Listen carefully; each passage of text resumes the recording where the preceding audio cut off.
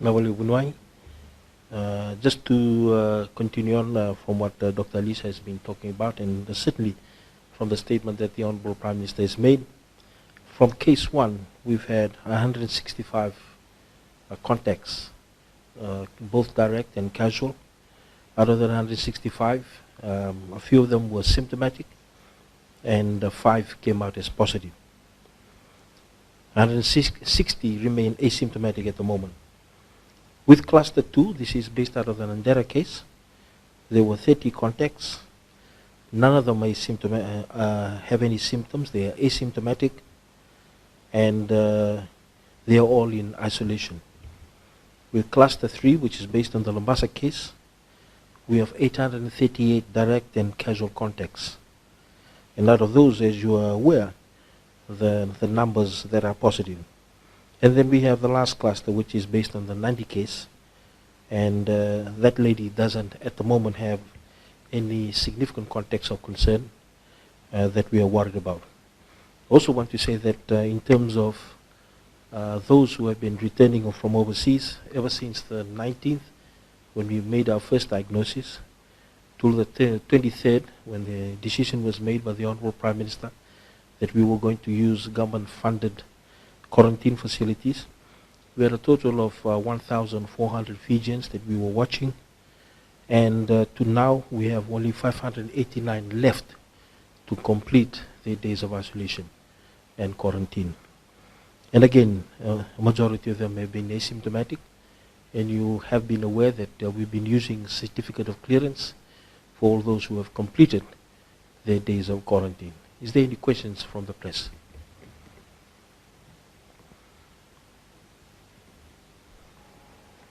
Anyway, thank you for your time. We'd like to have more information about this latest patient.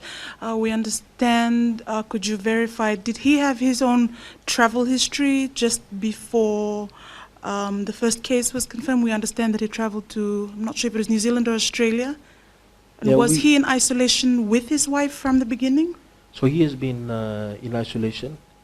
We also know that at some stage he had made contact with his wife whilst she was under our isolation requirements. And during the time that the wife has been in isolation, we have actually kept the whole family in isolation. As you're aware that as of today and yesterday he had symptoms, and we've tested and he's come back positive. This is still a very fluid area in terms of what this virus is doing. I think we have to understand this COVID-19 is behaving differently from all other viruses we've had in the past. Certainly different from measles, certainly different from H1 and SARS. As you're aware that this is now quite a significant time down the line from when the First Lady was positive. And certainly he's still within that incubation period. But it means that, certainly he's tested positive, and we have to, go down the line and making sure that, we have a context. I think one of the good things that we have in relation to this case is being in isolation all along. So his direct contacts are those within the same family, and the same family includes the same family of the lady in which he's married to. So I believe the people in the Nandi quarantine who came on the flight on March 31st, could you give us an update on how they are doing? So far all those who are in government designated facilities are doing well. What we have is we have them based in these facilities. We have the support of the disciplinary forces in terms of making sure that they keep within those facilities.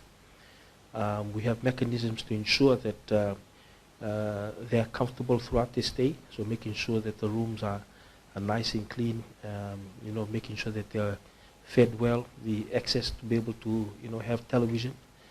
As I've alluded to, they are visited on a daily basis, at least once in the morning, and there is a health staff who comes again in the afternoon just to make sure that we're not missing anything. We've actually got health staff that are designated with a designated facility, and then apart from that, obviously the team there in Nandi, headed by Dr. Pablo and Dr. Mesu at the moment, who's down in Nandi.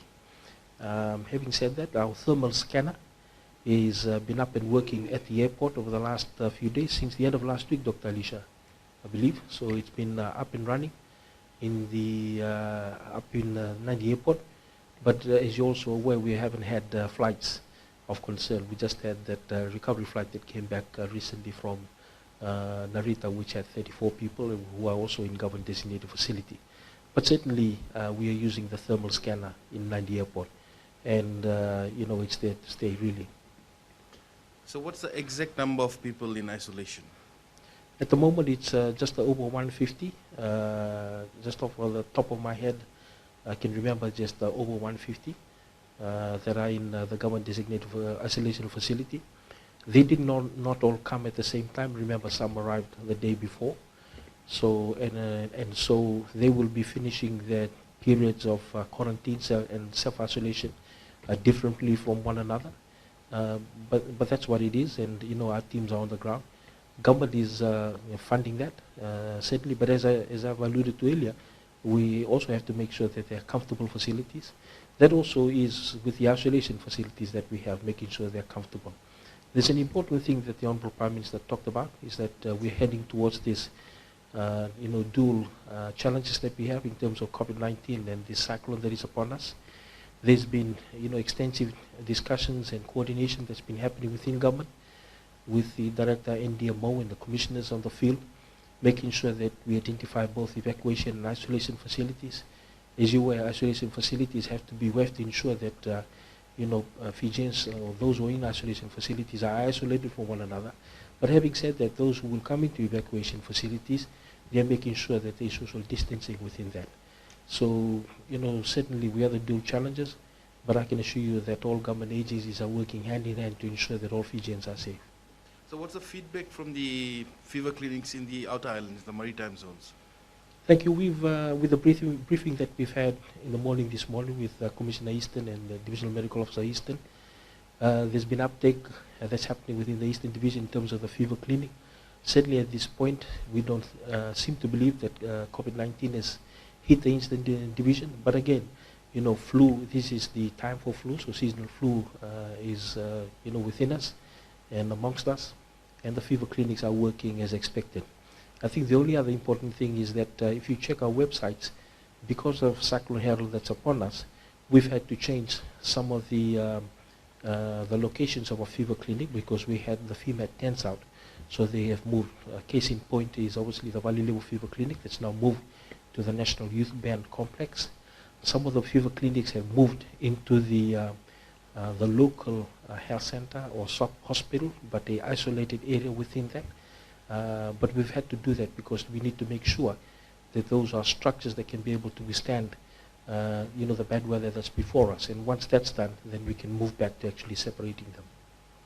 So would you be able to put a figure on the total cost incurred so far by Ministry of Health in this COVID operation so far, sir? So far we've done nearly $10 million so far. But again, some of those money have been given by government before we even had the the mini budget. As I've said, heading up to the mini budget, we've gone through at least $3 million. But we have to remember that all other government agencies that come and support the work that we do, their ministries are also supporting us. So indirectly, there's probably much more than that. So, for example, we're using some vehicles from other government agencies, and also their drivers that they've been being able to offer to us for the work that we do, and they're paying for it. Also remember, we have secondees and liaison officers that come across to the Ministry of Health. We've had the resources within government that we're using within the ministry, and these ministries are using their support fundings to be able to support us in the work they do. So it's actually much more than that.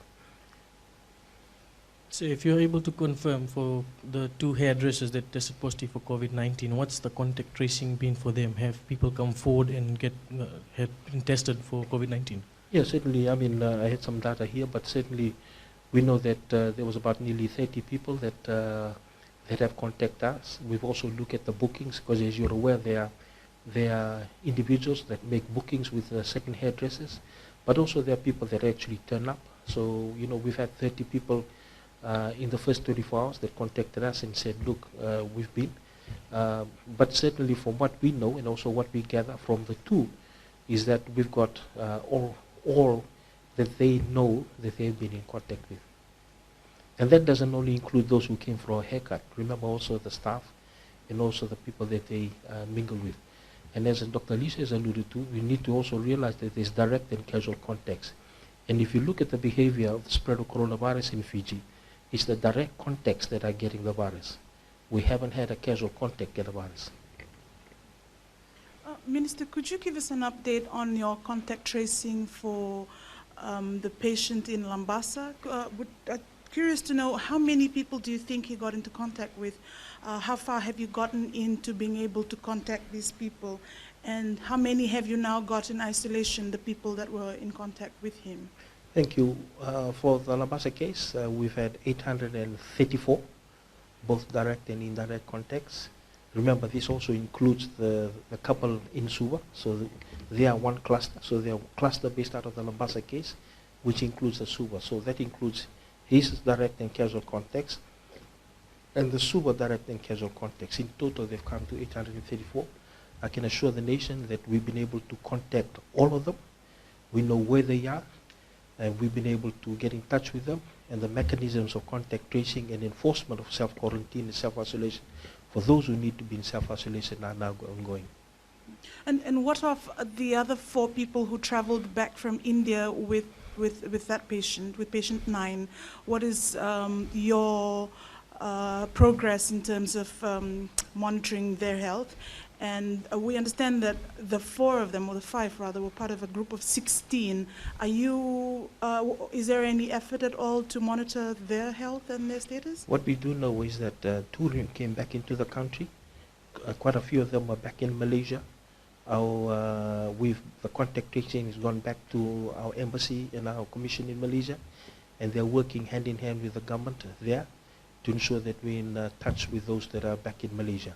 So not all of them came back to Fiji. As far as we're concerned, the 2 that we know, we are on to them. The others, we've been able to get through to them through the contacts that we've made. Sorry, can you just confirm that how many came back? How many Fiji nationals came back from that gathering? If I remember correctly, so we have 2 back in Fiji. The others came and they are in Malaysia.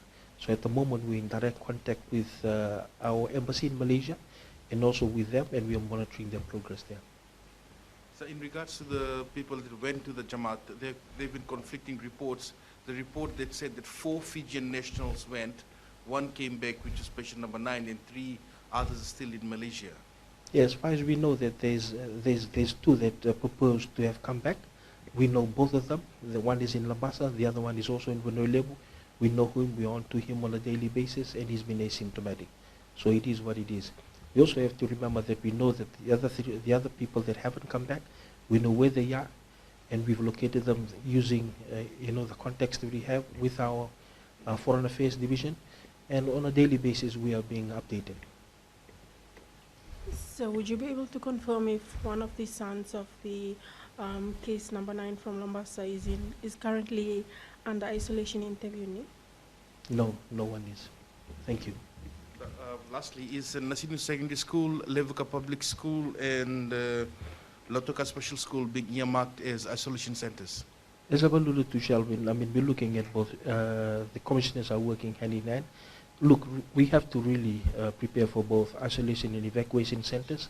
So at the moment, any government facility or any school, fall into that category.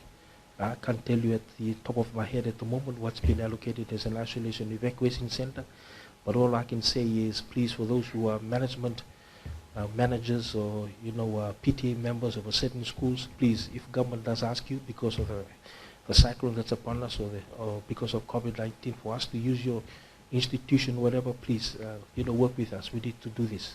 Thank you.